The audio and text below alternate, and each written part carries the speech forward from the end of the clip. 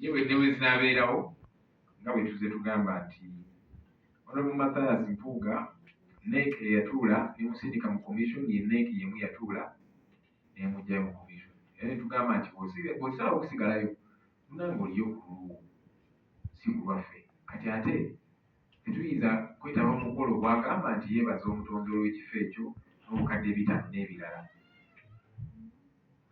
yeebaze Katonda we mu ngeri gy'ayagala naye ffe tetuyinza kwetaba mu ekyo kubanga tuli olulikodi nga tugamba nti kino kikyamu kati tuyinza kwetaba mu kwebaza Katonda tuyinza kwetaba mu kwebaza Katonda ku kintu kitulaba nti kikyamu.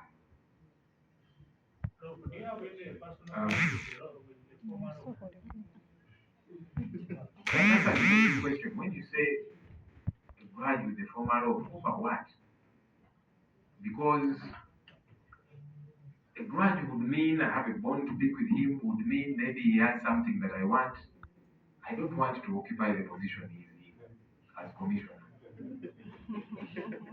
So, I'm not fighting for anything that he has, with all due respect. So, where would the grudge be from?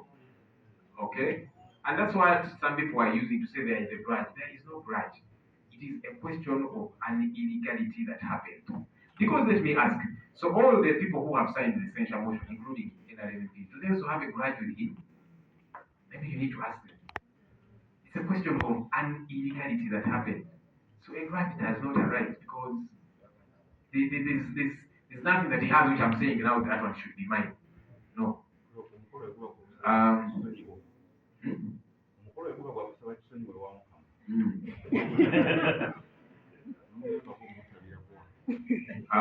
Obwe tunafuna kaadi ezigamba nti amukolo okukyuseemuko gwakwetonda gwa penitensia obuli awo tuyinza okugenda kubanga ffenna tuli bantu omwana w'omuntu asobya era bw'osobya kirungi ne weetereza kitwagamba munnaffe oyo nti yeesi ensobi bagikola naye weetereze faayo mu commission otereze ensonga zino lwakubanga yagala mukikola naye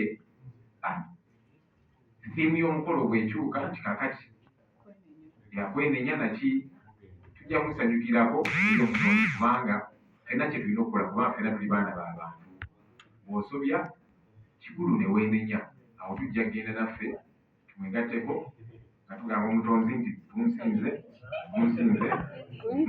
ddala si bye bibanaye